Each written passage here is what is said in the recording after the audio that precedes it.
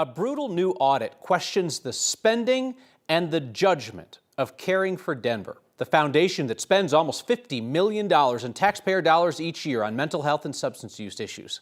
Denver's auditor says Caring for Denver's careless approach to spending harms the entire city's reputation with taxpayers.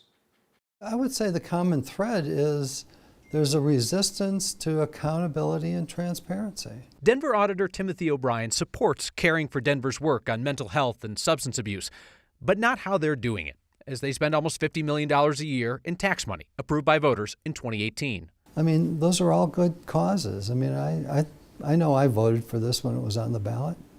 Would you vote for it again? I would like to see some changes in the contract. His audit identified problematic grantees receiving funds, an inability to verify whether programs are effective, and unallowed alcohol and meal expenses, close to 600 meals and $3,100 spent on alcohol in 3 years. Incomplete and improperly evaluated grant applications, grants that didn't align with what taxpayers agreed to fund, and issues with conflict of interest forms. 15 recommendations in an audit. Is that a lot? It's a lot.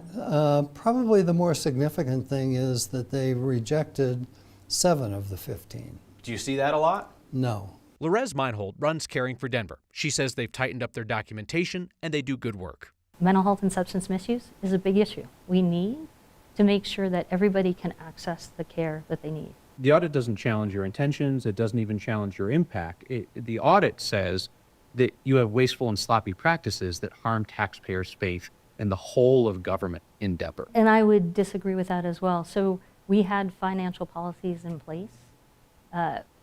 All of the expenses fell within that. Do you have any regret of spending $3,000 on alcohol? Again, I don't know if regret is the right word. I regret that this may have led to people not trust the city. We're going to change our policy. You would recognize that the taxpayers didn't approve this to fund your lifestyle or your socialization.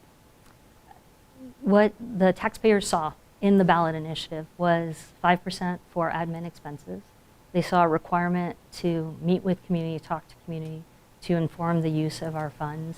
I mean, they're in the business, right, of meeting people and forming relationships and creating partnerships. Doesn't that require a little social lubrication?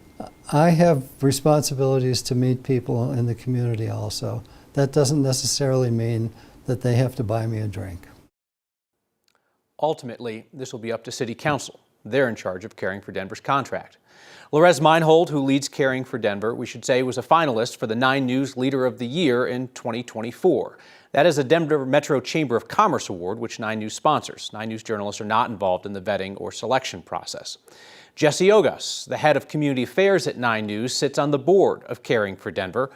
We should say Ogus does not work in 9 News' newsroom.